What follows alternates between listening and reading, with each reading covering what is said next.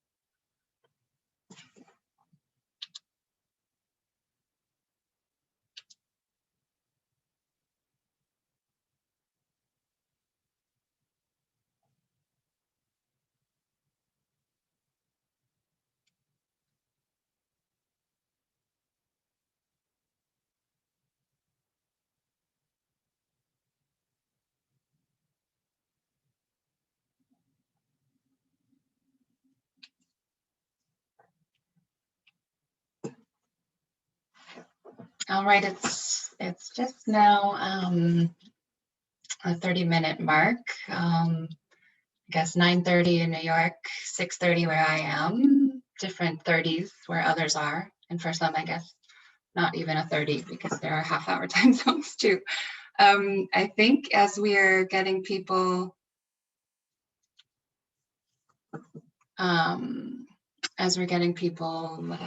filtering in still, we can just make sure that everyone is aware of the interpretation function.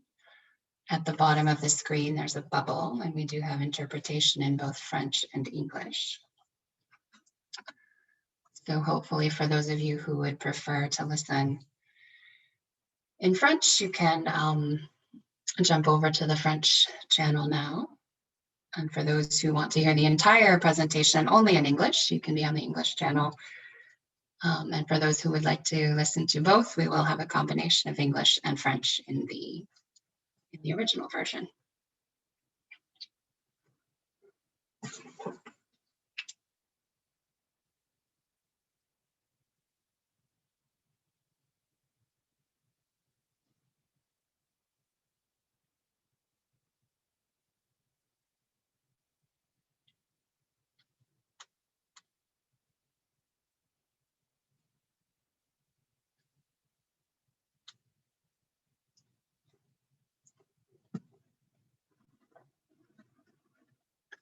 So it sounds like for our interpreter colleagues, there might be a little bit of an issue with the French channel. I don't think people are hearing anything on the French currently.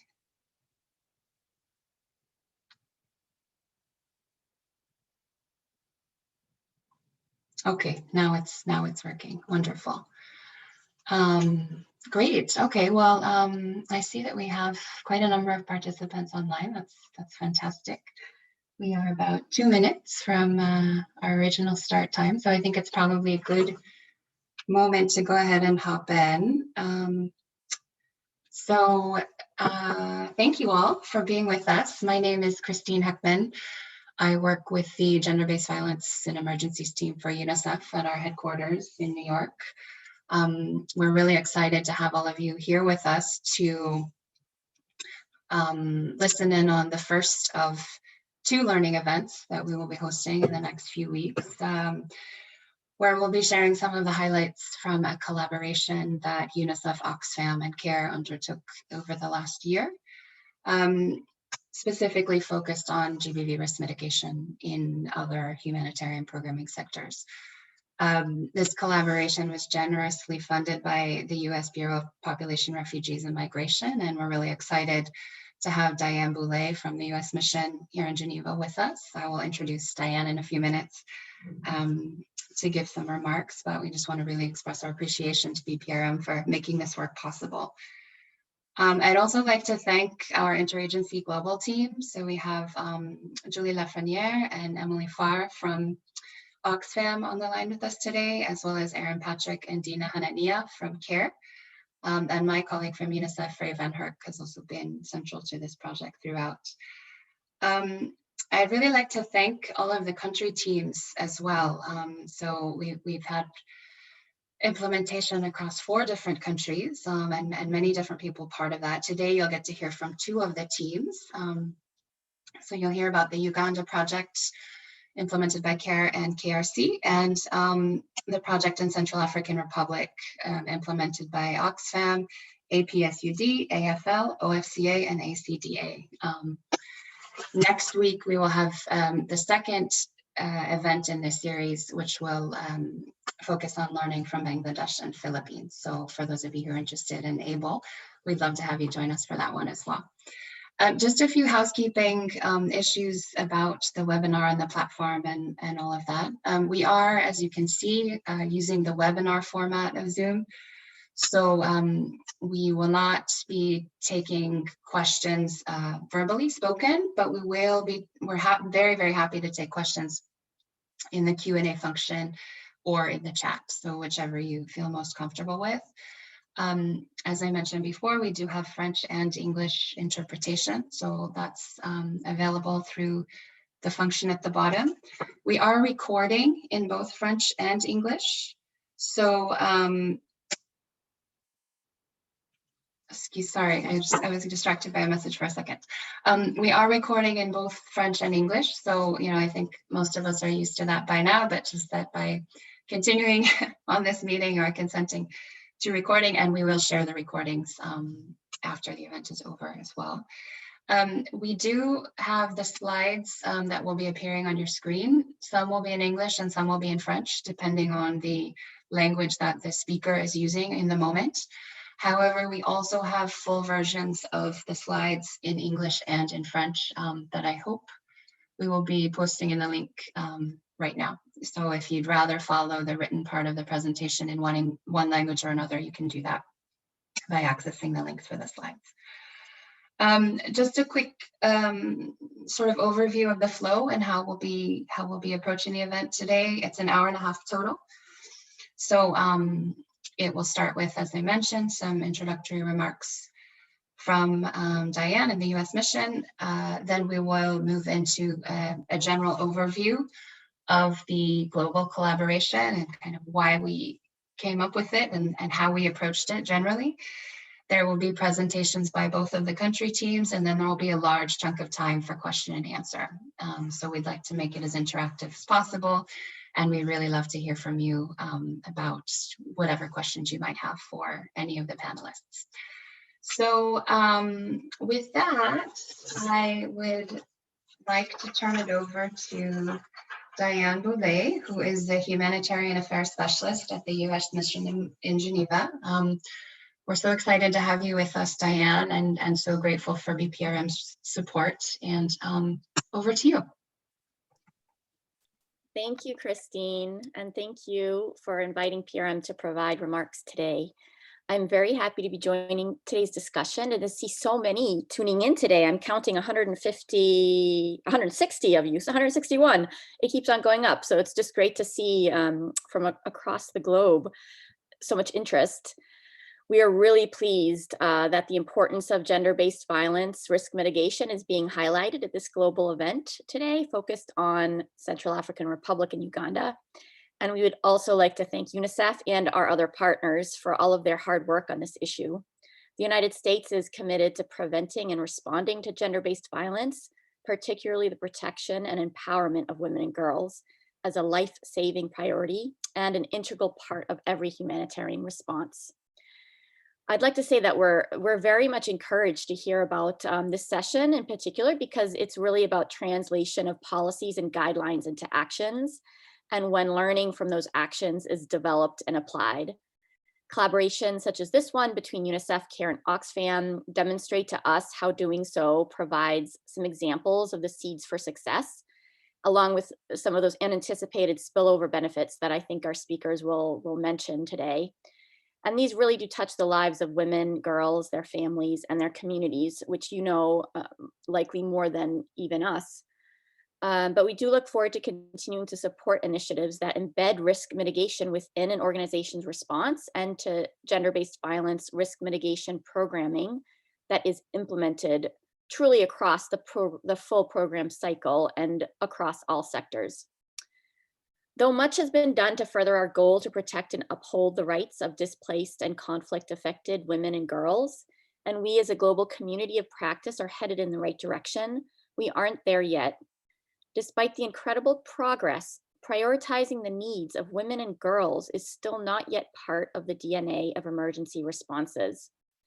GBV risk mitigation is an important element to achieve this.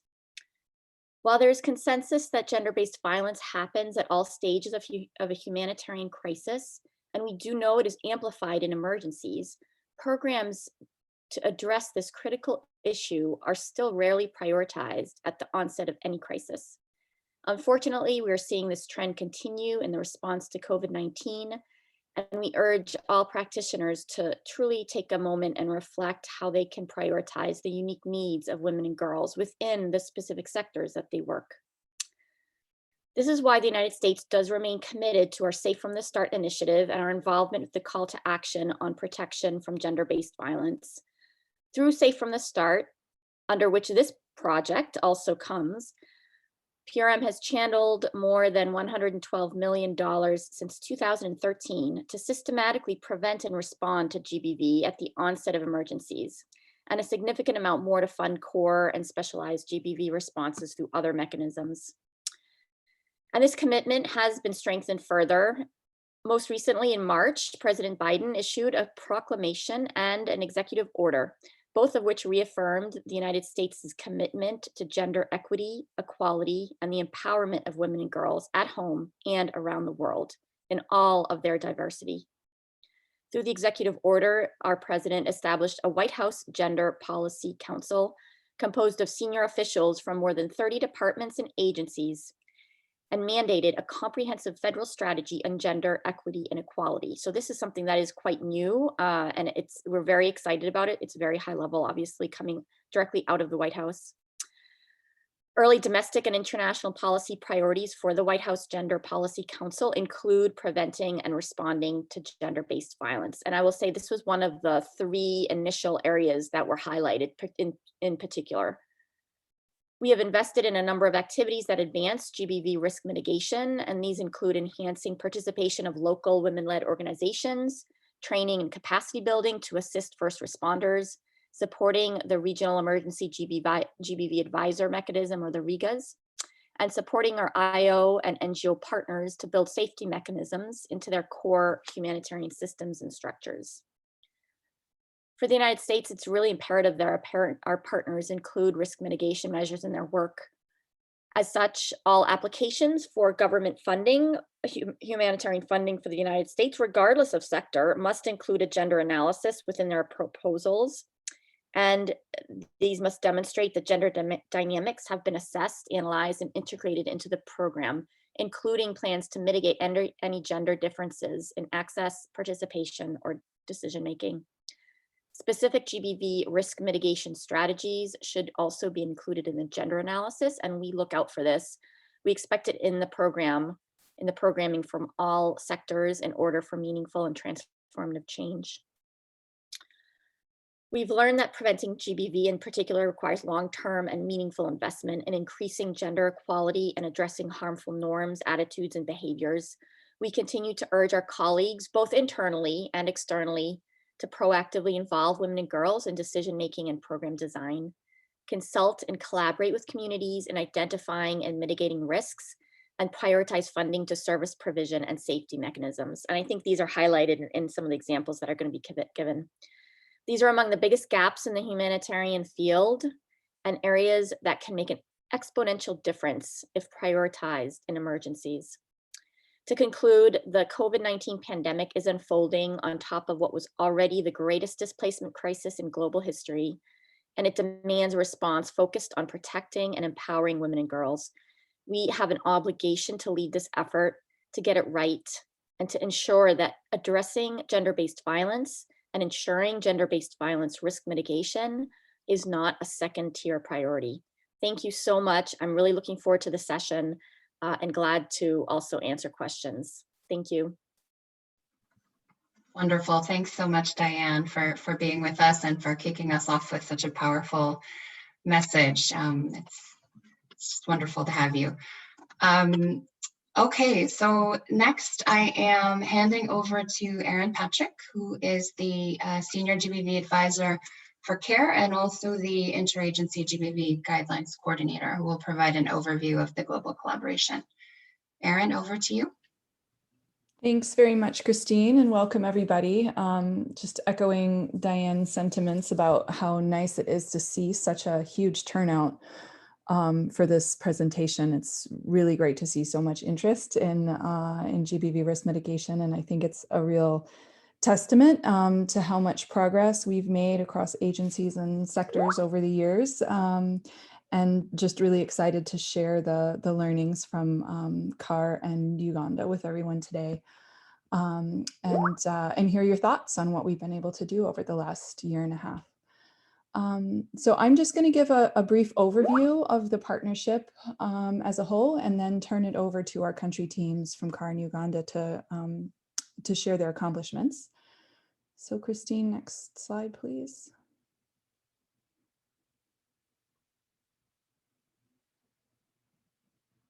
To start, I just want to make sure, you've heard Diane and Naomi talk about GBV risk mitigation, and I feel like it's always useful to make sure that we're all on the same page when we talk about risk mitigation, make sure we're all understanding it in the same way.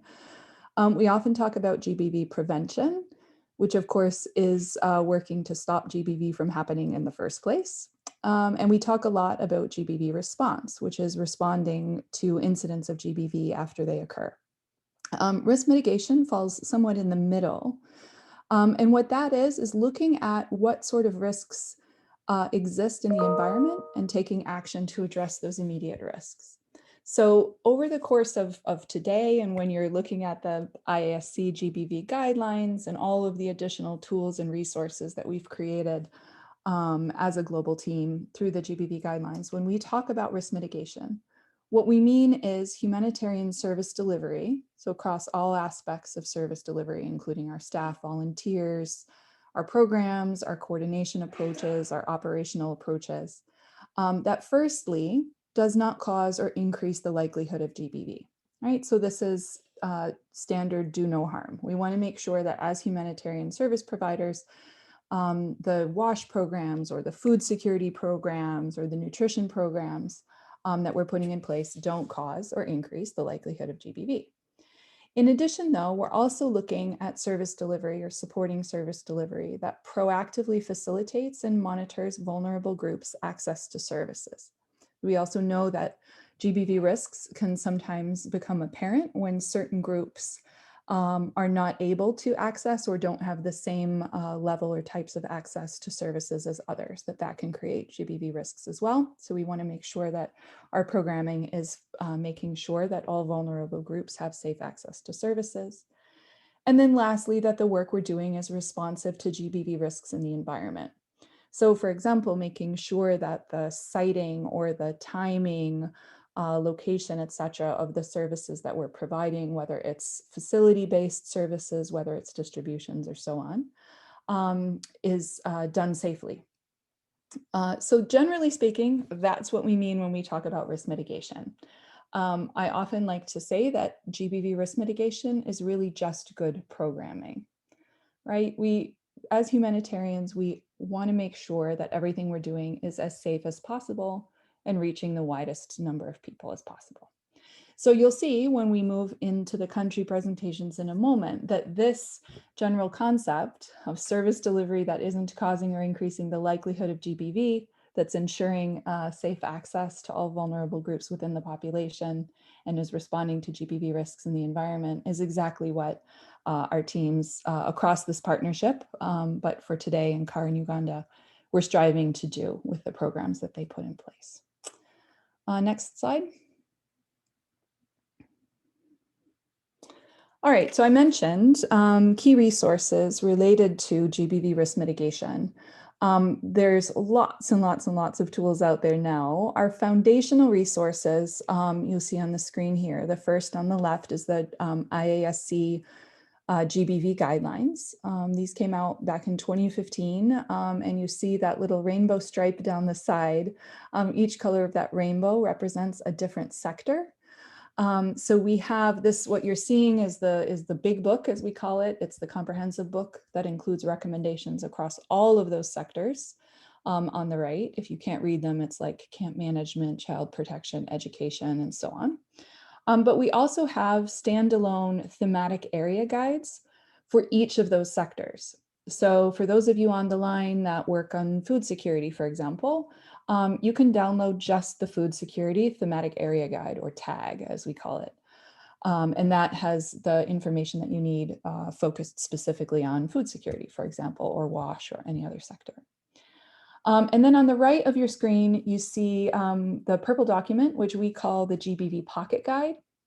And what that is a very basic resource built around psychological first aid model for how non-GBV specialized actors can safely and appropriately respond to disclosures of GBV, even when they're working in contexts or environments where GBV specialists or GBV service providers are not available.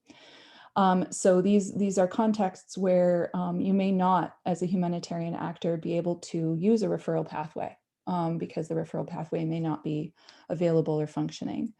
We know that disclosures still happen in those contexts. So we, as an interagency team, along with the GBV AOR, created this guide to provide basic guidance on how non-specialists can safely respond to disclosures. Also just want to mention briefly the Knowledge Hub on the GBV Guidelines website, which is gbvguidelines.org. There's a tab at the top for the Knowledge Hub, and this is a compendium of multiple resources that are available on GBV risk mitigation that you can filter and search by sector, by type of intervention, by language, region, and so on. So really encourage everyone to go check that out. We're constantly adding to it. It's not a static site. And hopefully that can provide even more in-depth resources than what we're able to touch on here. Next slide, please. All right, so getting into this project specifically. Over the past many years, I mentioned the IASC guidelines were launched in 2015. We spent, as an interagency team, quite a lot of time between 2015, 2016, and about 2018 or 19, doing a lot of capacity building of humanitarian actors across sectors on how they could work to identify and mitigate GBV-related risks in their programming. We did loads of workshops. We've trained thousands of people across sectors, agencies, regions, and so on how to do GBV risk mitigation. And I think we had quite a lot of success, got a lot of momentum. And I think, you know, as you can see, just judging by the number of people on the webinar today, had piqued a lot of interest in the topic. But after a few years of capacity building, which obviously was really critical, we really wanted to move the work forward into much more so into implementation.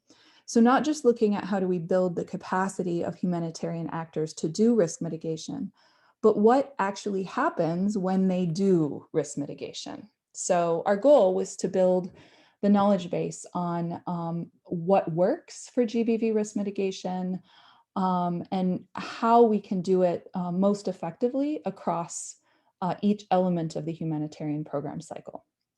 So UNICEF, Oxfam, and CARE partnered together for a year, actually ended up being a little bit more than a year in the end, to use a common project framework but across multiple humanitarian contexts and sectors, to integrate GBV risk mitigation into existing programming across these different contexts, and to really measure the outcomes. What did we do? What did we learn? What is common across contexts? So what can we say generally, this is what works when we're talking about risk mitigation? What were the differences and why? So some of that will be the focus of our presentation today. Next slide, please, Christine. All right. So more specifically, our objectives were to document examples from the country level of how GBV risk mitigation interventions can be integrated across the program cycle. What we mean by that is not just in implementation, or not just in M&E, or not just in assessments, but actually across each element of the program cycle. To center the voice and leadership of communities, and particularly women and girls, in defining their own safety, where they identified safety risks and what they wanted to see done by the humanitarian community to better ensure their safety, to make sure that they were really at the center of everything that we did. To facilitate a learning process with our teams at the country level, but also for the broader humanitarian community on how to implement GBV risk mitigation. So as I said, what works? How do we do this most effectively? And then to better understand how risk mitigation actions can contribute to better program outcomes, and particularly improved safety for women and girls. Next slide. As Christine mentioned, we had 4 implementation locations, 2 per country. So for CARE, we worked in Bangladesh and Uganda. Oxfam worked in Central African Republic and the Philippines. Oxfam focused on food security, emergency food security and vulnerable livelihoods in both of their contexts. For CARE, we focused on WASH in Bangladesh and on natural resource management in Uganda. And then you see there at the bottom the various partners at the local level that our different teams worked with as well. At the global level, as Christine mentioned, we had a global steering committee of Oxfam, CARE, and UNICEF, and then UNICEF provided overall coordination and technical support across the whole partnership. Next slide. All right. Very briefly, because this will obviously be the focus of the country level presentations, but we did find some common themes. As I said, one of our goals was to really understand what works in terms of GBV risk mitigation, even when you're working with different sectors, different agencies, different contexts, etc. The number one, not a surprise, needing adequate resources and support. This is both in terms of human resources, certainly, but also financial resources, time resources, I think we found really critical as well. Ownership of risk mitigation by the sectors themselves.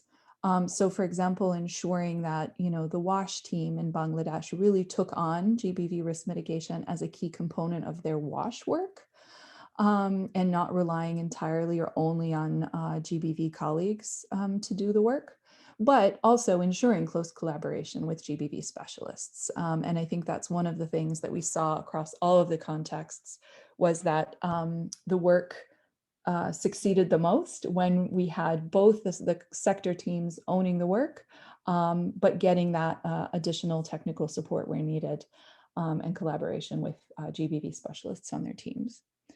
Added value of bringing in colleagues from other functional areas, so M&E, for example. We didn't necessarily envision the degree to which we would have M&E colleagues integrated into the process when we were first designing the partnerships, but that became really critical over the course of the implementation. Also not a surprise, consultations with women and girls being very critical, and in some cases even causing us to, change direction or adapt direction as needed based on the results of those consultations. And we saw wider reaching positive effects beyond what we expected just at the sector level, but more broadly within the communities and our countries. We'll be talking a little bit more about that in a minute. So then I think the last slide. Nope, that was the last slide. Great. So I am going to turn it over to the much more interesting presentations of our country teams in CAR and Uganda. We're going to start with CAR. The presentation will be in French. So for those of you who don't speak French, make sure that you are on the English channel of the interpretation. And now I would like to introduce Erlande Faneur, who is the Gender and Protection Manager for Oxfam in Central African Republic. Go ahead, Erlande.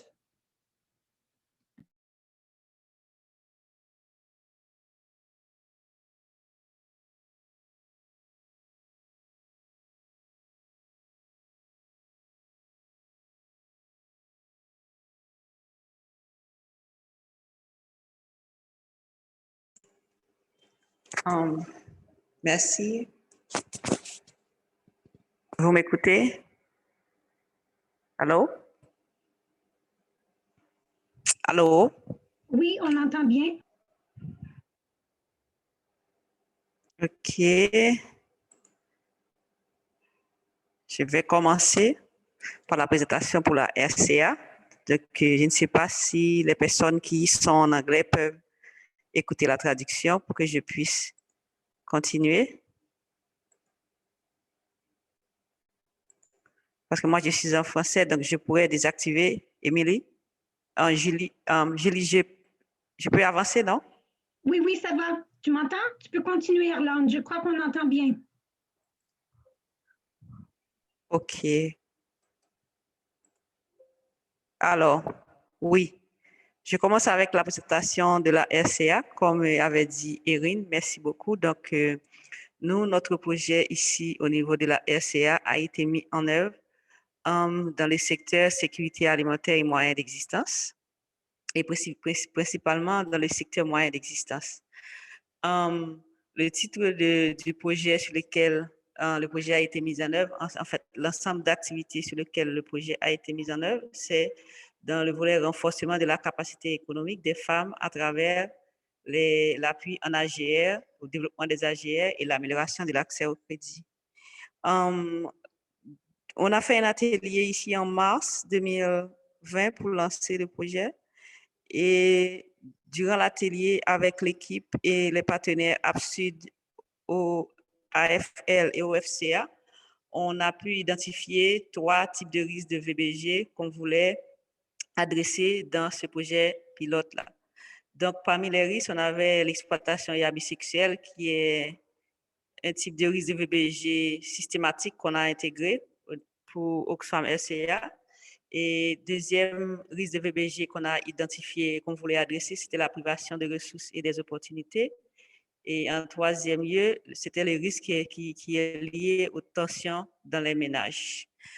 Durant ce projet-là, on a pu former les équipes de projet, équipes Oxfam et partenaires, les comités de ciblage, les fournisseurs qui fournissaient les services en sécurité alimentaire et moyens d'existence, et aussi les leaders locaux. Et on a aussi sensibilisé les communautés et les membres des groupements épargne pour le changement sur les 3 principaux risques qu'on avait identifiés qu'on voulait adresser.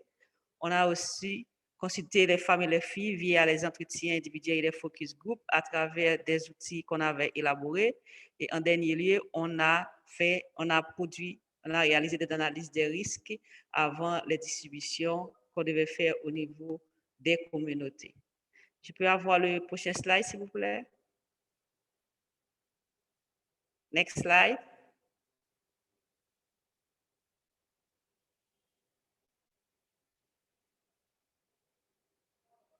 Next slide, s'il vous plaît.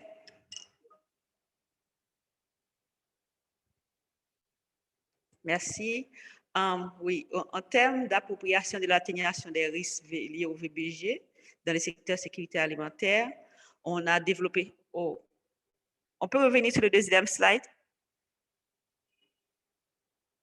Là, je suis au 3e, donc j'aimerais avoir le deuxième slide, s'il vous plaît.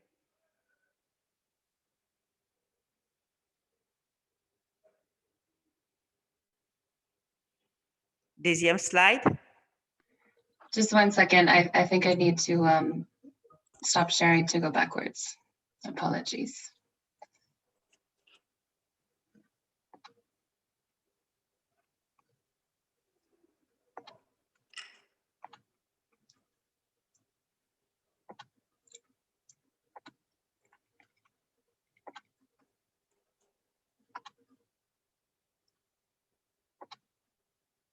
Is this the correct one there, Lance? Oui, yeah, Okay. yeah, thank you. OK, donc oui, donc pour l'appropriation de l'atténuation des risques de VBG dans le secteur sécurité alimentaire, on a développé des outils conjoints, c'est-à-dire des outils de focus group. Et il y avait une construction graduelle de la vision parce qu'avant, on avait beaucoup de difficultés, beaucoup d'inquiétudes, beaucoup de compréhension entre les équipes parce qu'on a mis ensemble l'équipe sécurité alimentaire, moyens d'existence, l'équipe protection genre et aussi l'équipe 1000, monitoring, suivi, évaluation. Donc, ce sont 3 équipes qui ont été mobilisées sur ce projet. Donc, en plus des outils conjoints, on a eu beaucoup de discussions, même avec les filles managers de base qui ont été concernés par ce projet. Et au fil des temps, on a eu une certaine clarification des responsabilités entre les différentes équipes qui étaient mobilisées pour la mise en œuvre de ce projet. Il y a eu aussi l'expertise technique VBG qui a été mise à la disposition de l'équipe FSL, c'est-à-dire l'équipe protection des bases concernées, mais aussi moi en tant que manager gens et protection qui ont appuyé les équipes dans le développement des outils et aussi dans le développement aussi de la boîte à images que vous voyez qui est affichée sur ce slide-là. Et aussi avec l'équipe 1000, on a beaucoup travaillé sur les outils conjoints pour la collecte des données, surtout la consultation des femmes et des filles au sein des communautés et aussi les modules de formation qui sont non seulement en lien avec les risques de VBG, mais aussi tout ce qui est mécanisme de remonter des informations par rapport aux risques de VBG. Donc, les 3 secteurs ont été impliqués, protection genre, sécurité alimentaire, moyens d'existence et aussi l'équipe 1000. Next slide, s'il vous plaît.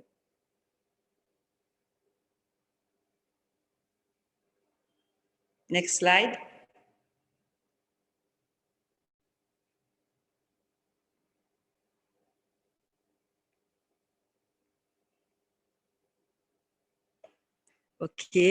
OK, merci. Et on a consulté aussi les femmes et les filles parce qu'on voulait comprendre un peu, suivre les risques et aussi confirmer les potentiels risques qu'on avait retrouvés qu'on avait identifiés lors de l'atelier de masse, l'atelier de lancement du projet. Donc, avec les femmes et les filles, on a pu faire des sessions de consultation au sein des communautés à Pawa et à Bria. Donc, durant ces séances de consultation, on a pu identifier les potentiels risques qui sont en lien déjà avec ce que nous avons identifié. Et on a aussi fait les accompagnements dans le processus d'identification des mesures d'atténuation parce qu'à travers les analyses des risques qu'on a menées, on a pu utiliser l'outil d'Oxfam en matière de produire les analyses des risques et avec un focus sur les VBG, donc la communauté ou encore les communautés des zones d'intervention de Pawa et de Bria ont été associés dans non seulement la conduite des analyses des risques, mais aussi dans la mise en place des mesures d'atténuation par rapport à ces risques via l'outil qu'on utilise souvent au niveau d'Oxfam pour mener les analyses des risques. Il y a eu aussi des sessions spécifiques avec les femmes membres des groupements EPC, les groupements épargne pour le changement, sur ces potentiels risques de VBG. Et aussi, il y a eu des focus groups qui ont été tenus de manière régulière, de manière fréquente, pour suivre l'évolution des changements et adapter les activités. Et c'est ce qui nous a permis aussi de capitaliser sur ce projet avec les leçons apprises et aussi les changements que vous allez constater dans le prochain slide. Next slide.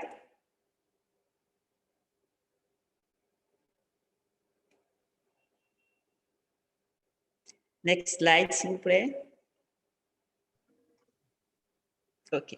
Donc, en matière de résultats et de succès pour le projet, à travers ce projet, avec tout ce qu'on a fait, comme la mise en place des outils, le renforcement des connaissances des équipes de mise en œuvre, y compris les partenaires, y compris les comités de ciblage et autres personnes impliquées dans les activités de sécurité alimentaire et de moyens d'existence, on a pu, comme résultat et succès, une amélioration des connaissances des communautés sur les risques de VBG, notamment les cas d'exploitation et abus sexuels. À travers ce projet aussi, on a confirmé, suite aux ateliers de capitalisation, qu'il y a une baisse des tensions conjugales dans la gestion des ressources du ménage, parce que les interventions qu'on a faites avec les membres des groupements épargne pour le changement, il y avait de l'argent qu'on devait donner pour les activités génératrices de revenus Et à travers les formations, les sensibilisations qu'on avait fait pour les membres des groupements d'épargne pour le changement, il y avait aussi les maris qui étaient impliqués dans ces activités-là et ils nous ont confirmé au moment de l'atelier de capitalisation une baisse des tensions dans les ménages, des tensions conjugales dans les ménages, dans la gestion des ressources du ménage et spécifiquement par rapport au montant qu'on avait octroyé aux membres des groupements épargne pour le changement. Il y a aussi une augmentation du sentiment de sécurité des femmes et des filles lorsqu'elles vont accéder aux ressources de l'environnement ainsi que les biens et services d'Oxfam. Parce qu'avant, on se disait en matière d'occupation des ressources et autres, les femmes, lorsqu'elles vont dans les endroits où elles doivent aller chercher du bois de chauffe ou encore pour accéder à l'eau, elles avaient beaucoup de soucis en matière de sécurité.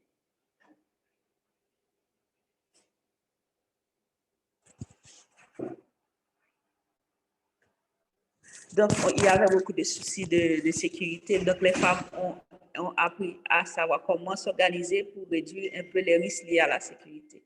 Donc, pour Oxfam, c'est ça comme présentation.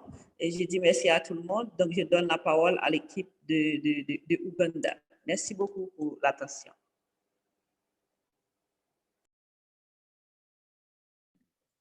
Merci beaucoup, Erland. Really interesting presentation. Thank you. I am going to turn it over now to Christopher Tsime, who is the manager of the Strunpo project, into which GBV risk mitigation was integrated into Uganda. I'm sure Chris can share what the acronym Strunpo stands for because I never get it right. Chris will be presenting in English. So those of you who are speaking French, if you can move over to the French channel to listen to Chris. Chris, over to you. Thanks, Erin. Good afternoon, good morning, and good evening to wherever time zone you're listening in from. Like Erin said, I'm Christopher from Uganda, and I'll be basically tackling the unanticipated benefits of the project. And this is, I'm managing a project in which we integrated GBV risk mitigation. And the project is called Strengthening Resilience and Promoting Inclusive Governance amongst the refugees and the host community in Uganda. Next slide, please, Christine. Yes, so the project basically looks at natural resource dependent communities, and we kind of trying to support all them to see that they are able to manage these resources in an inclusive manner, but also in the way promoting or strengthening their resilience to different shocks resulting from climate change, resulting from climate change shocks, but also a number of other shocks that are outside emanating from natural resource misuse. So this project basically is looked at the women and youth in the refugee settlements, but also looking at the displaced people, also more so the nationals that are adjacent to these refugee settlements and the natural resources. So the project when we're trying to look at some of the GBV risks that we could be able to mitigate in this project, we majorly looked at one of the problems that the refugees and even the nationals were facing, and that was access to cooking energy. And in this, we try to see how do we reduce the GBV risks that are related to collection of firewood.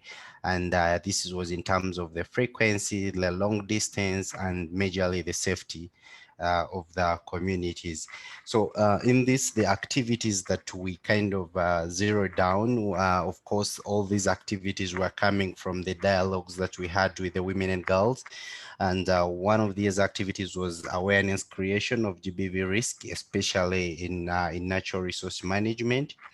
Then we're looking at training in GBV risk identification. When do we know that this is a risk? But then also how do we make sure that we minimize this risk or even try to ensure that it doesn't result into GBV. Training of women in making energy saving stoves. So given that the big risk was about collection of firewood, we thought that if we could reduce the number of times the women go walk long distances to go to lonely places to look for firewood, it would help. And that's one of the suggestion was supporting them in energy saving stoves, but also training them in alternative energy source, and that was briquettes, which they could easily make from different agricultural products. Next slide, Christine. So of course, along the way of the implementation during the 1 year and few months project, we kind of had an opportunity to identify some of advocacy related areas that we could advance, though they were unanticipated, as it says.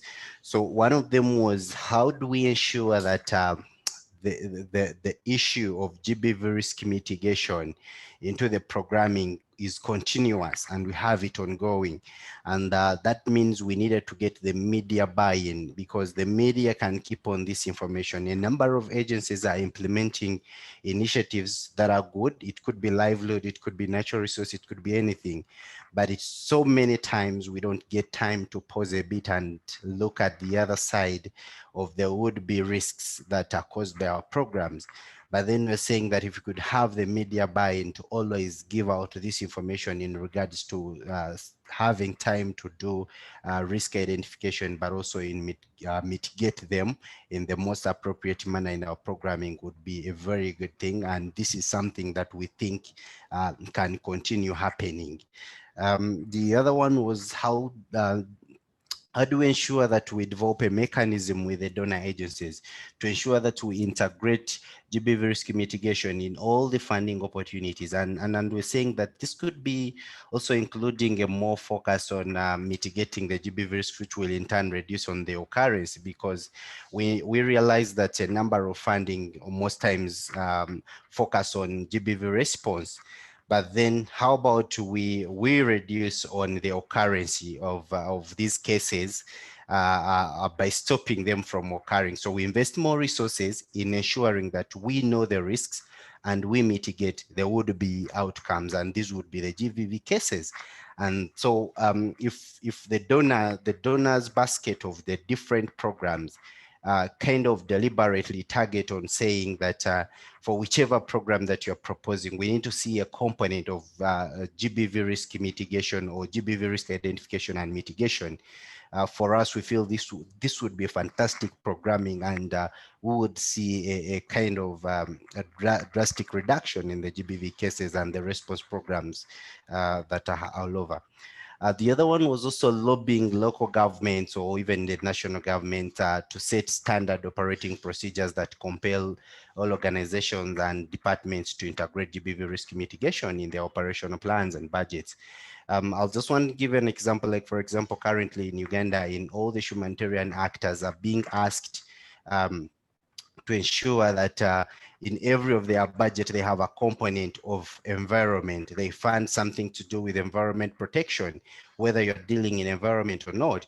And a number of actors are responding. And here we are saying that, what if we lobbied the local governments to do the same for GBV risk mitigation, that for every actor that is operating will be in humanitarian have a component of GBV risk mitigation. And then that one would be fantastic. Would be having this attacking the common enemy from all the different angles and to the best of the objective that we want to see, a world without GBV. Next, Christine. So we're looking at the going further to look at the wider reaching effects of the institutionalizing GBV risk mitigation beyond the project themselves. Of course, knowing that this project, we implemented it through a local partner in Uganda, that is Kabarore Research Center. That was directly reaching out to the communities.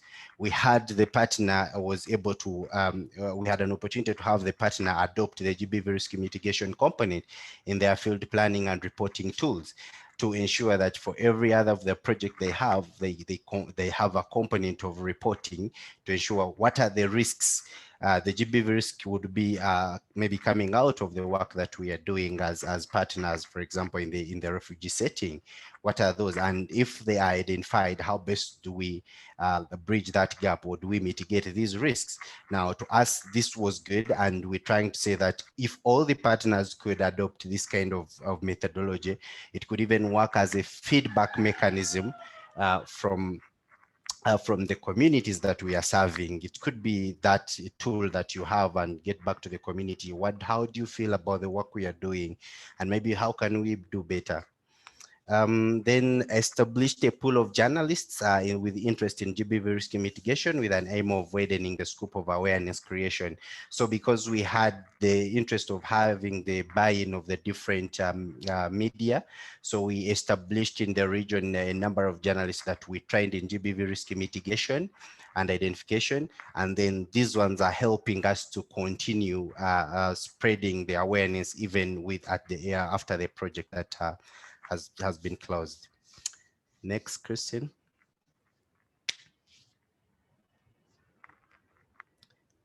Next slide, Christine. I have changed it, Chris. Maybe a little delayed. Oh, yeah. Positive impacts. Okay. Yeah, we're there. So the positive impacts on community leaders. We saw that we had emergence of young champions for GBV risk identification and mitigation. And this was really coming from the community engagements that we're having. And we had a number of young girls that expressed interest in trying to see that they can be able to champion their cause, to always be the voice to ensure that there is that time when they can be able to identify risks, but also to ask for the best ways how these risks could be mitigated. It could be from the different local leaders or even from the different organizations that are working there. So of course, we also had an opportunity to see that we had 21 community-based trainers skilled in GBV risk mitigation and identification. And these have continued to engage their communities on how to do this from the different other partners and the programs that they are implementing. And this is, of course, a good sign. And then also we had, because of the different awareness and the dialogues that we've kept doing, the community leaders were knowledgeable now in GBV risk mitigation, and that it helps them in trying to advocate for GBV risk mitigation by other organizations that are doing what they're doing right now. Next, Christian.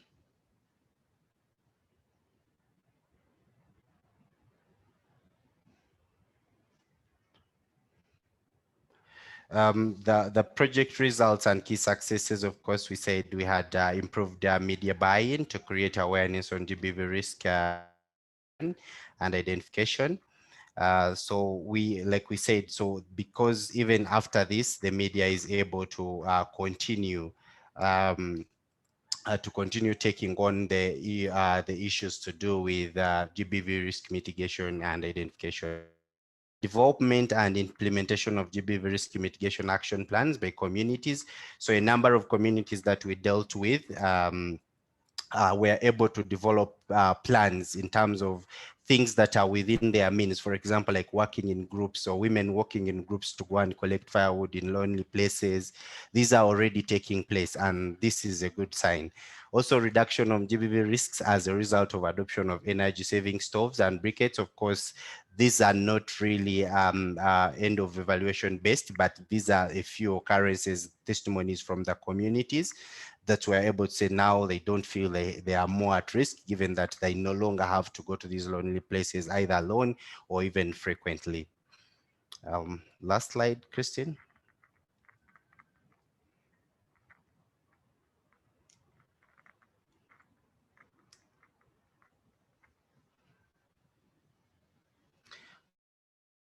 Just here, these are some of the photos just showing, trying to see some of the actions that the communities are taking. You could see on your left there, women were being accompanied by a man to go and do firewood collection. But also on the right shows some of the signposts that were put in place to create awareness, like ensuring that the people are working in groups to help protect each other from a number of risks.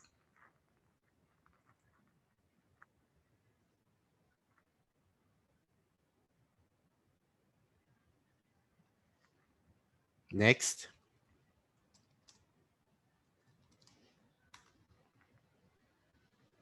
Oh yeah, thank you.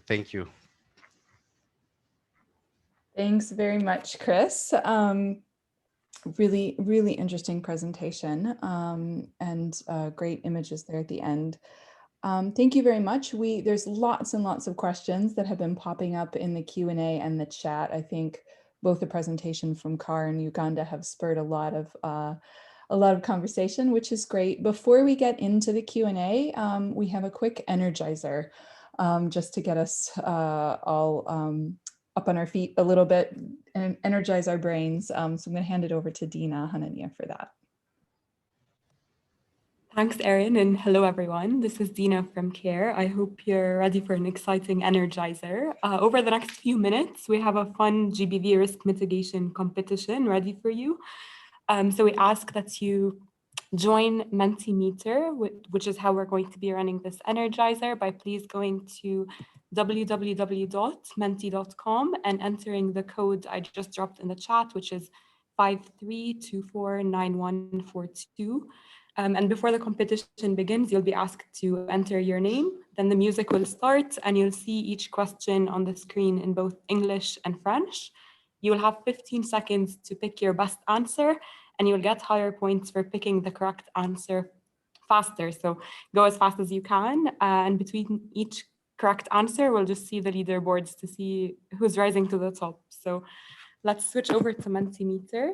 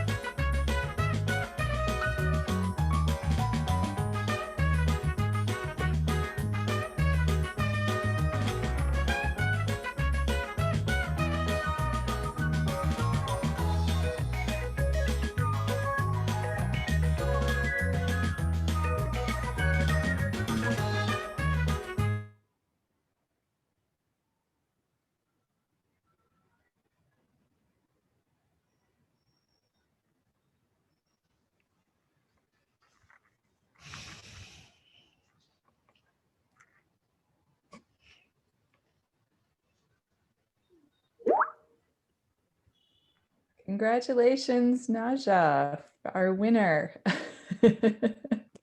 I see some requests as well for the music. I'm not sure if we have the license to do that, but thanks everybody. I hope that was interesting. I am going to hand it back over to, or hand it over for the first time to Emily Farr from Oxfam, who's going to manage our Q&A, as I mentioned just before the fun energizer.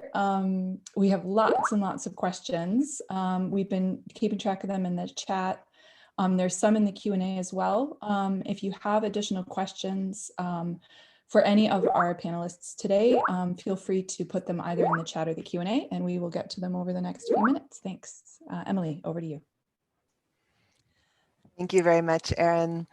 And thanks, Gina, for that great energizer. That music is really fun. That definitely got me dancing. We've got one more thing to do on the Mentimeter, so please don't close it, or if you did close it, please open it back up again. We'd like to kick off the discussion by asking you to vote for the area of discussion that you would like to launch into with the presenters. So you should see some options on your Mentimeter screen. So go ahead and click on the one that you would like to launch into. So the first one is around the process of identifying and analyzing and addressing GBV risks. We have the impact of GBV risk mitigation, advice to other practitioners, application of learning, or around funding and flexible funding. Okay, so we see so far winning out is that first area around the process. Oh, yep, I think that's the winner by far. So let's start with that. So let me start with Erland. Erland, can you tell us more about the process that you used in CAR to identify, analyze, and address GBV risks within your sectoral intervention?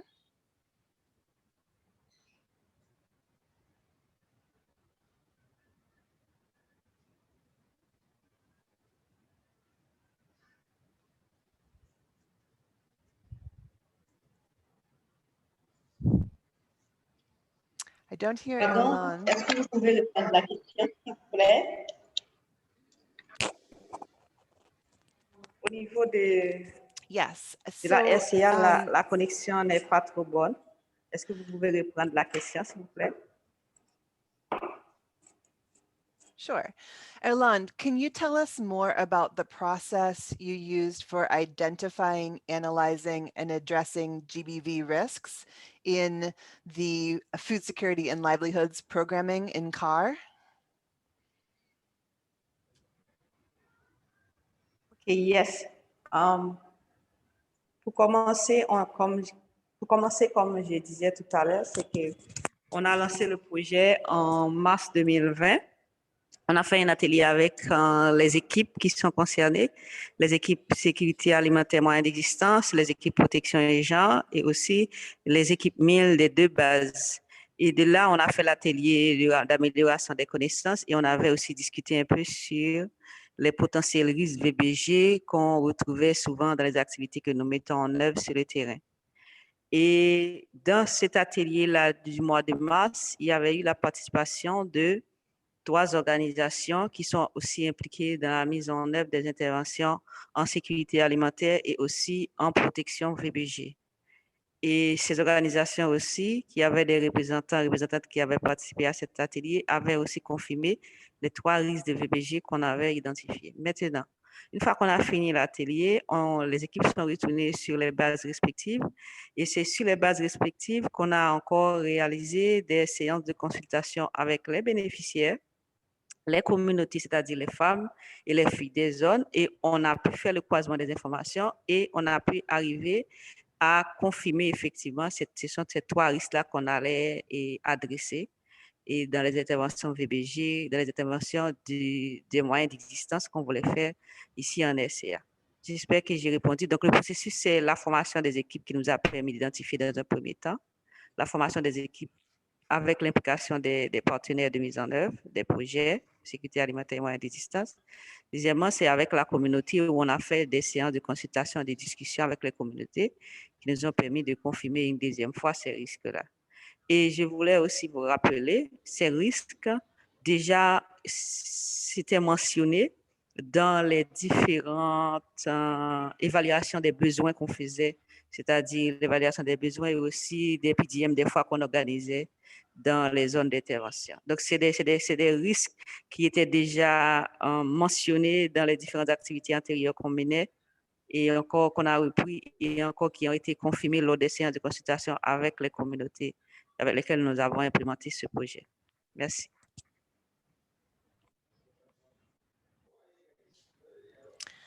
Thank you, Erland.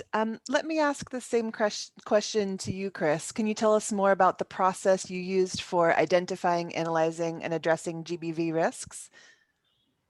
Thank you, Emily. So I mean, like just even like the previous speaker just said, so these risks were mainly identified through community dialogues. Of course, after having zeroed down to the areas where we're going to implement.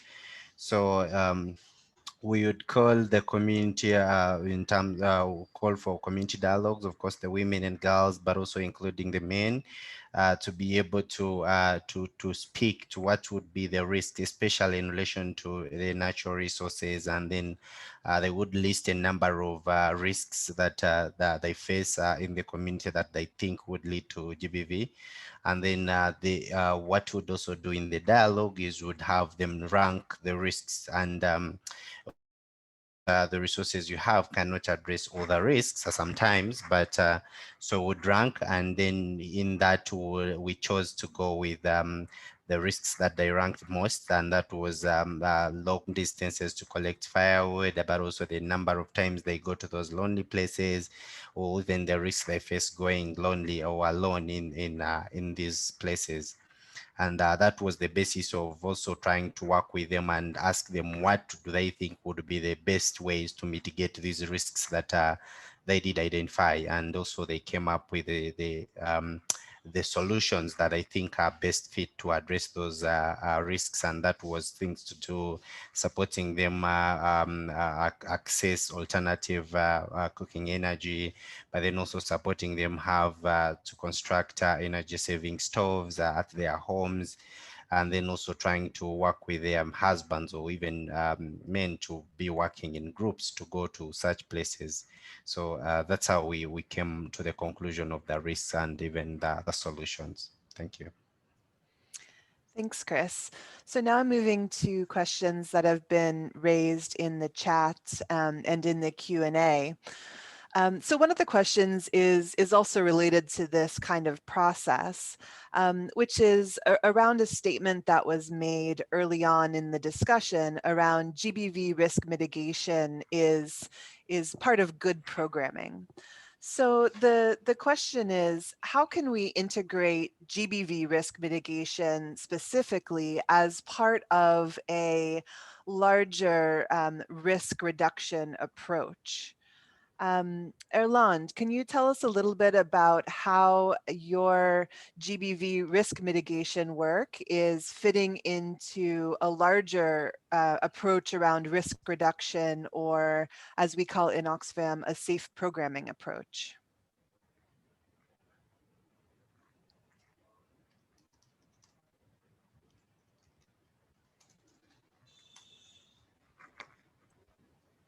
OK. Pour la RCA, comme j'avais dit déjà, on est dans un contexte un peu humanitaire où la plus grande partie de notre intervention, c'est une intervention humanitaire. Donc, on est très sensible par rapport à la programmation sûre. Donc, la programmation sûre, c'est systématique dans les interventions, surtout dans la mise en œuvre de notre programme humanitaire. Donc, j'avais mentionné tout à l'heure dans notre présentation que on a un outil d'analyse des risques qu'on utilise généralement pour les interventions. Et dans cet outil-là, souvent, on faisait une analyse des risques un peu globale, on mélangeait tous les risques. Mais avec ce projet, on avait fait un focus même sur les risques de VBG et on a pu identifier les risques de VBG spécifiques qui sont en lien avec cette activité qui est tout ce qui est groupement EPC et aussi toutes les activités de distribution. Et c'est là qu'on a pu travailler sur les mesures de mitigation. Donc, on avait déjà l'habitude d'assurer de la programmation sur de nos interventions, mais avec ce projet, on a mis beaucoup plus d'attention, on était beaucoup plus sensible. C'est comme si c'est un dit plus, on est devenu beaucoup plus sensible par rapport au risque de VBG qu'on a pu identifier de manière spécifique et qu'on a mis en place des mesures de mitigation de manière spécifique. Et parmi les mesures de mitigation spécifiques qu'on a mises en œuvre, toute la partie sensibilisation, renforcement des connaissances, ça nous a donné beaucoup de résultats au niveau des communautés, non seulement par rapport au comportement à adopter, par rapport à la dénonciation des cas, par rapport aussi à la confiance que les femmes et les hommes ont pu avoir pour dénoncer certains cas de VBG, surtout les cas qui sont liés aux exploitations et abus, surtout les cas qui sont liés aux intimidations, parce qu'avant, on voyait que les comités de ciblage, les autorités locales intimidaient les bénéficiaires, surtout les femmes, et leur demandaient toujours des exigences, soit des faveurs sexuelles, encore de l'argent. Et avec ce projet, les femmes ont su maintenant que l'aide à l'humanité est gratuite et aussi elles savent maintenant comment dénoncer ces genres de comportements auprès de Oxfam. Donc, c'est ça que je voulais dire. Je ne sais pas si c'est suffisant. Si vous avez besoin de plus de précision, je suis là. Thank you, Erland. I think that the translator switched maybe to the French channel at the end. We missed the okay, no problem. But we heard most of what you said, Erland. Thank you very much. Let me go to a different question now for Uganda. Chris, there were a number of questions in the chat around the young champions.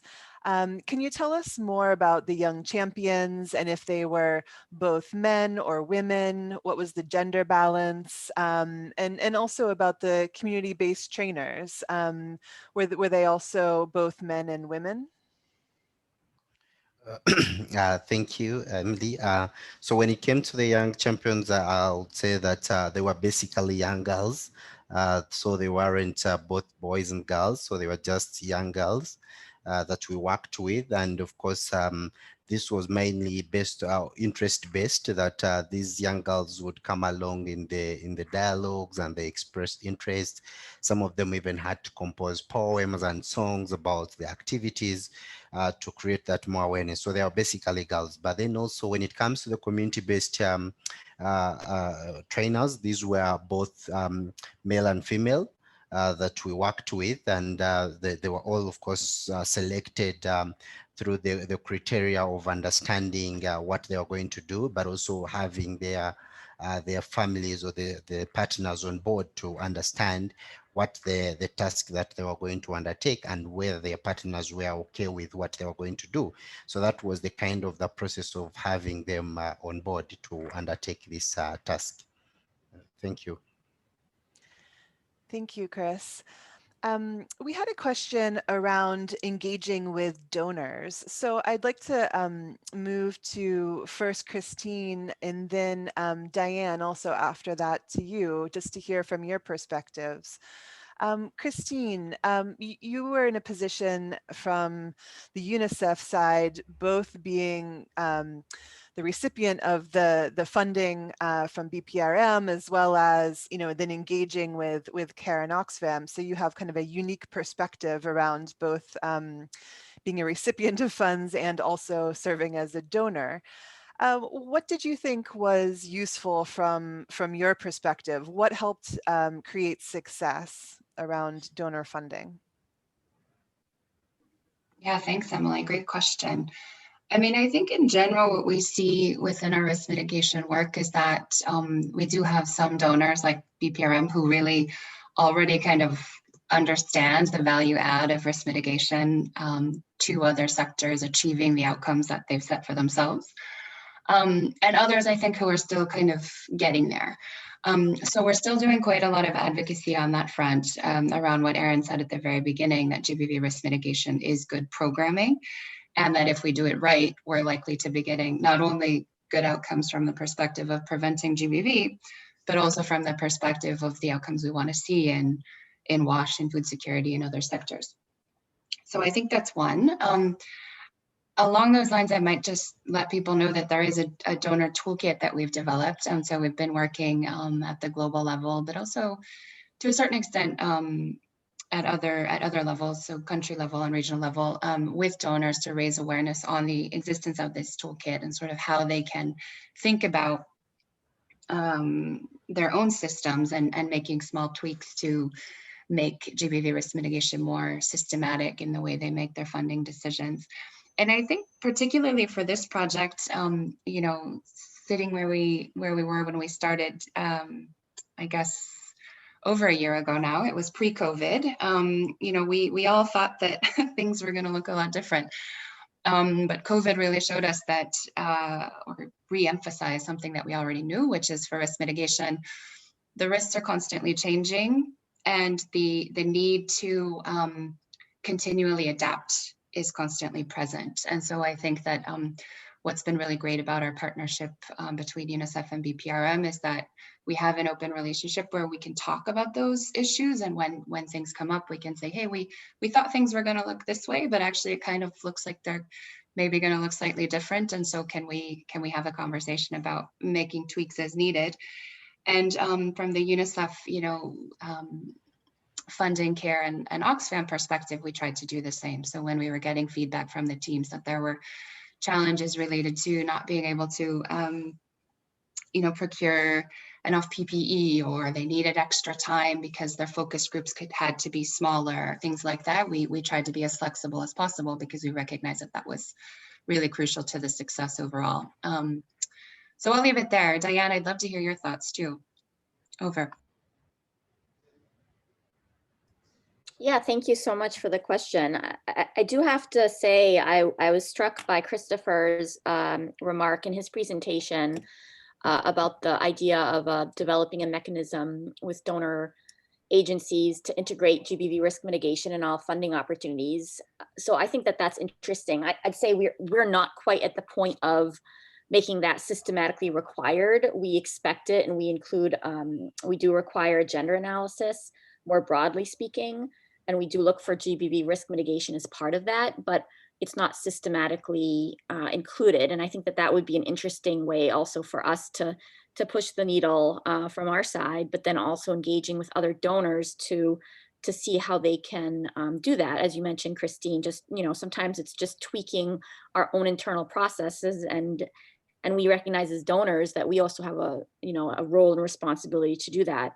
I think for funding and for implementation, for us, it's really about filling the gap. So we value those GBV risk mitigation proposals that show to us that they're filling gaps across different sectors that might be different in a new way, in an innovative way. You know, there are a few examples today from both CAR and Uganda on natural resource management and food security.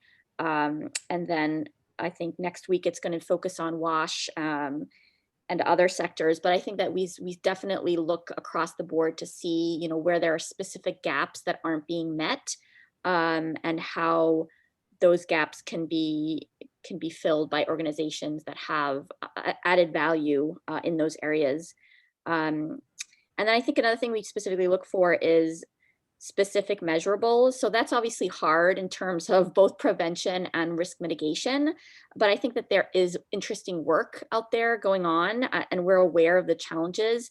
I think a lot of it for us is showing the impact, because we also internally have to be able to make the case and to show those stories. It's a lot about the human face and how it really is making a difference in the lives of real people, of men and women and girls and communities and their families.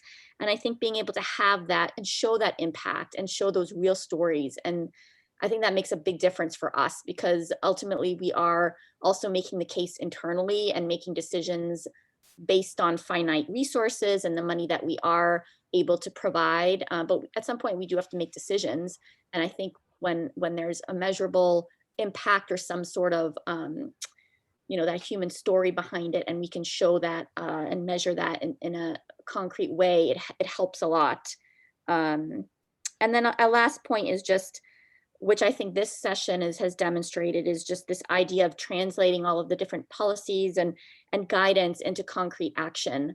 There are a lot of tools out there which are needed, and that's great. And obviously things need to be contextualized and localized. So those tools and guidance are helpful and translated. Also, I appreciate the fact that this session was in both French and English.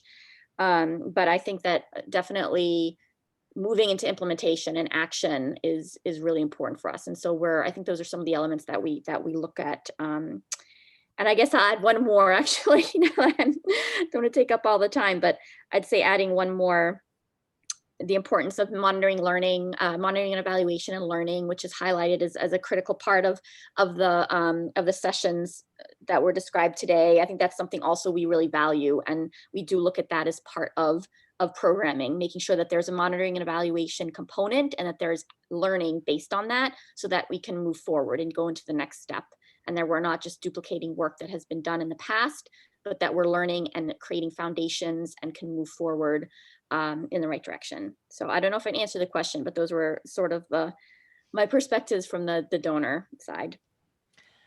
Thank you, Diane, and thanks, Christine. That's a good point for us to move into some of our last questions for the two countries. So I'd like to go back to Erland in CAR and ask a question that's related to monitoring and evaluation. Erland, there were a couple of questions around the risk mitigation that you discussed, specifically around domestic violence or intimate partner violence. You mentioned in the presentation that these risks were reduced. So first of all, what kind of mitigation measures, what kind of activities did you implement to mitigate these risks? And then secondly, how did you measure this change? Tell us more about the monitoring and evaluation aspect of that.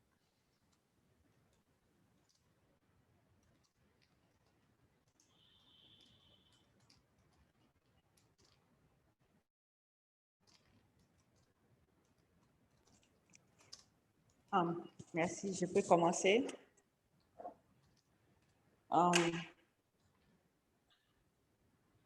Yes, please. Je voulais aborder quelque chose avant de commencer parce que Diane avait parlé de deux points pour moi qui sont importants. Je voulais rebondir là-dessus et puis répondre à la question. Je ne sais pas si ça pourrait marcher. Pour le plaidoyer auprès des bailleurs d'intégrer le VBG dans les interventions. C'est bon? Il y a la traduction. Je peux continuer? Yes. OK.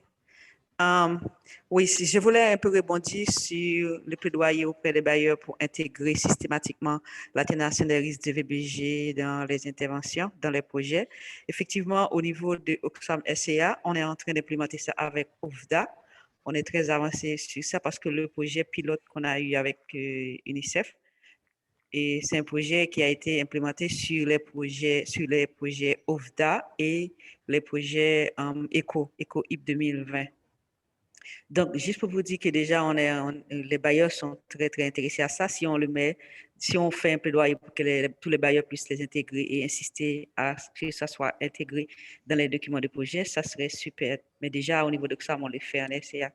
Je me souviens aussi, en 2018, j'étais au Tchad pour Oxfam SCA. Pour Oxfam Tchad, on avait eu un projet, le IP 2018, qui devait être implémenté dans l'Est du Tchad.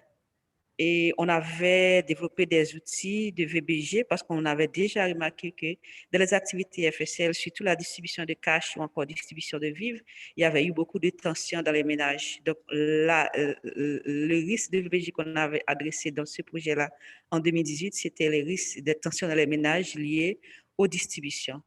Donc, j'avais implémenté ça en 2018 au Tchad, dans l'Est du Tchad. Donc, ici encore, on a ce projet, j'ai travaillé là-dessus aussi, mais on avait adressé ici 3 types de risques et on avait beaucoup plus d'implications. Contrairement au Tchad, c'était seulement l'équipe protection, mais ici en SCA, on a impliqué tous les acteurs. Donc, c'est la différence entre ce que j'avais fait au Tchad en 2018 et ce que j'ai fait ici en 2021. Donc, il y a eu une amélioration. Concernant aussi les interventions, au niveau de la RCA, donc je parle un peu pour l'équipe sous-cluster VBG qui est peut-être présent à cette présentation-là. C'est peut-être à Dr. Lamine qui gère le groupe. Généralement, dans les interventions VBG, tout ce qui est sous-cluster VBG, on adresse les différents types de VBG de manière générale, mais on ne rentre pas dans les détails pour voir quels sont les VBG qui sont en lien à la mise en œuvre de nos interventions comme acteurs humanitaires et les VBG qui ne sont pas liés directement à nos interventions, mais qui sont liés au niveau communautaire, aux autres types d'interventions, mais ce n'est pas les interventions des acteurs humanitaires.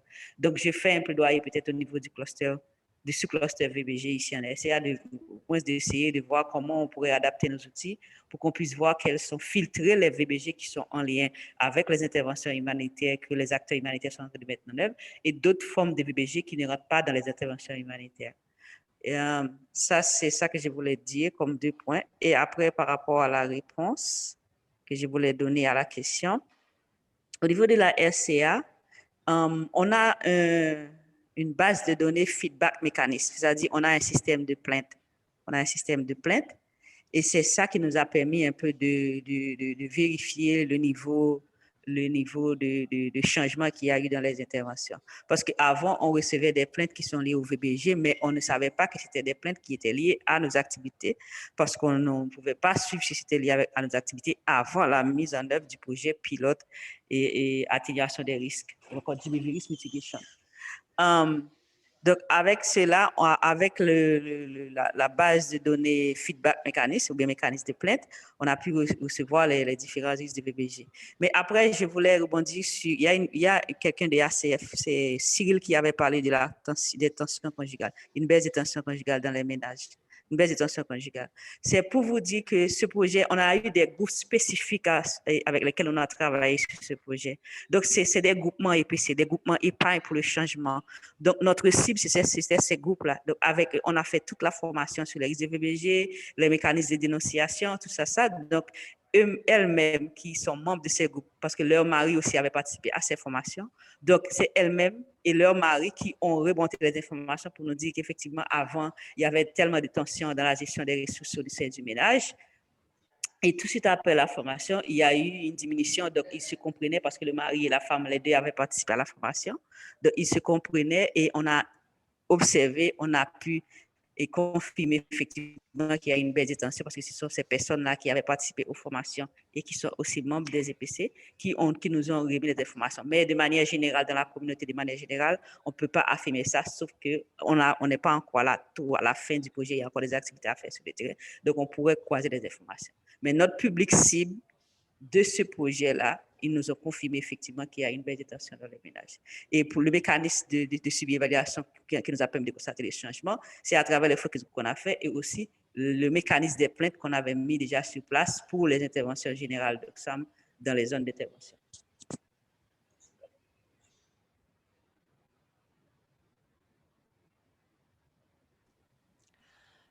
Thank you very Oui, much, j'espère que j'ai tout dit. Je voulais ajouter aussi, en plus du feedback mécanisme, il y a eu aussi des consultations communautaires qu'on a fait avec les membres des groupements EPC dans les zones d'intervention.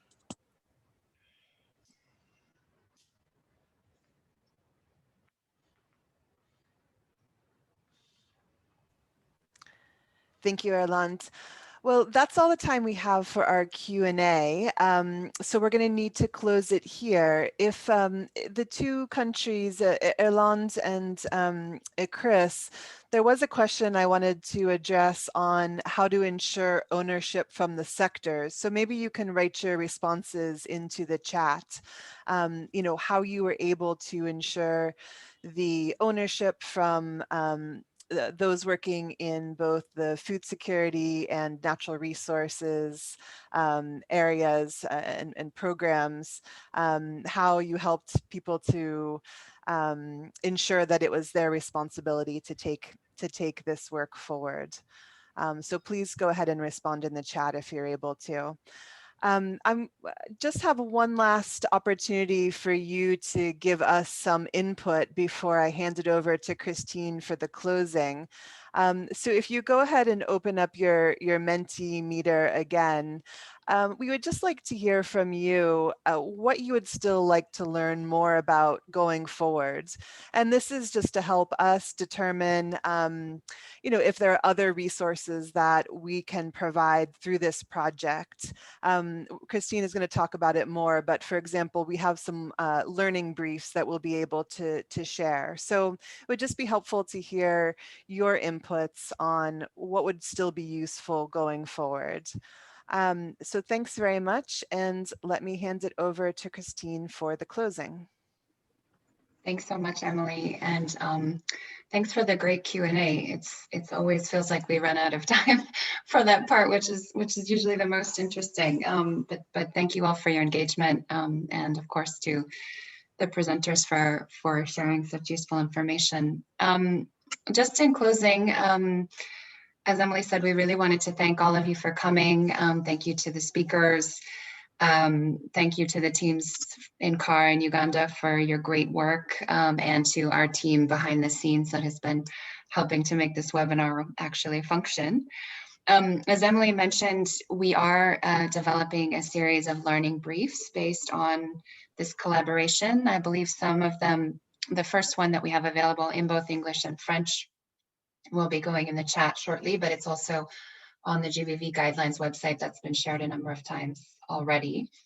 And others that are kind of evolving and are in the process that this event will also be used to inform, touch on some of the key themes that we've already talked about. So things like consultations with women and girls and community engagement more broadly, looking at different elements of the program cycle and how risk mitigation can be practically incorporated into each one.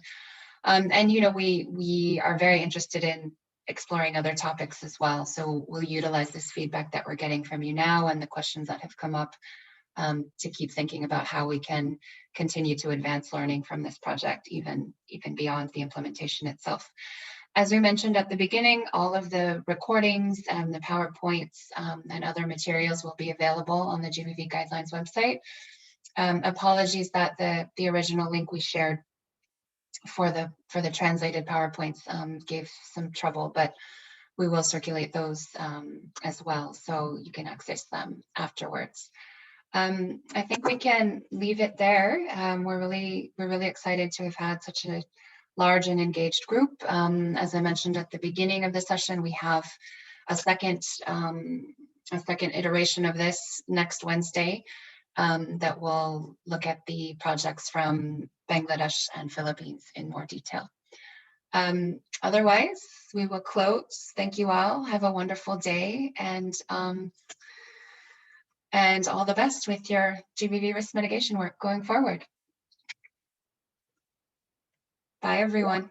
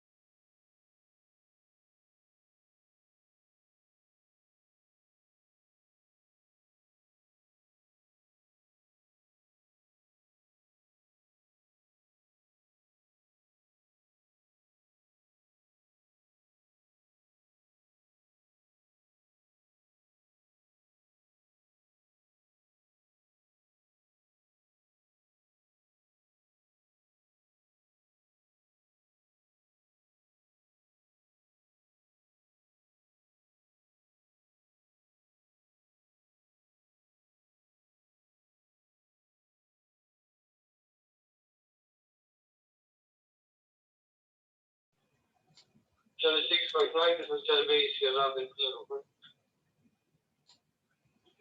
also not even clear. Thanks, Johnny B. This is 659.